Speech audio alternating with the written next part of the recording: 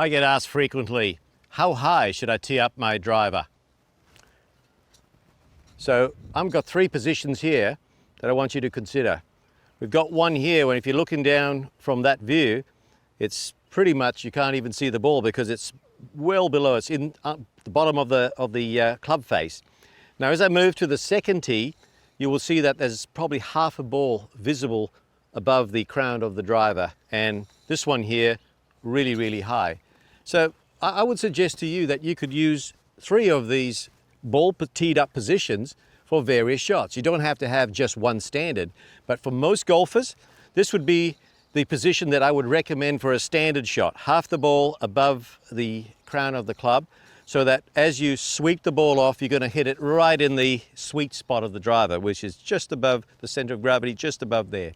So, but you could use the other two as well for certain circumstances. So this one here, just for your standard drive, hitting it and flighting it. And what we want to do is say, well, when do you use this one, the lower one? So I would always suggest to the golfer is, this is a tee height that you can use if you've got a lot of crosswind, really strong crosswind.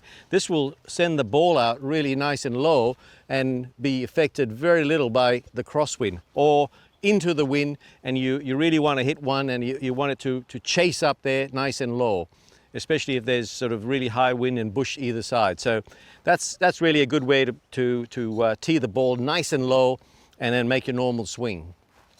Now this one here is a classic where you do need to carry the ball a little bit more in the air. So this one here is when you're downwind and you have to carry an obstruction. It could be a bunker, it could be a water hazard. Tee it up high, but remember, for these three ball positions, you have your standard posturing here. When you get to the high teed up ball, you've got to make sure that your spine angle is definitely tipped back a little bit more, because we want to hit that ball, the highest teed up ball, definitely on the up.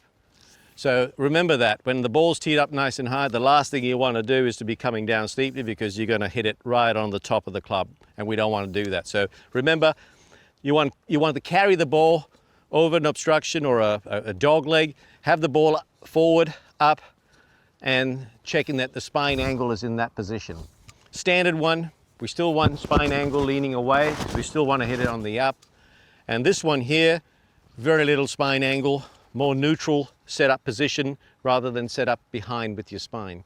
So you can use three different heights, but have one standard one. And if you learn to use them to your advantage, it's going to make a difference on some of the holes that probably you've had difficulty carrying the ball over an obstruction, or where the wind has affected possibly your normal shot. So learn to hit it from three different positions, and you'll find that there's a lot more variety, that you could use the driver and flight the ball differently for different situations.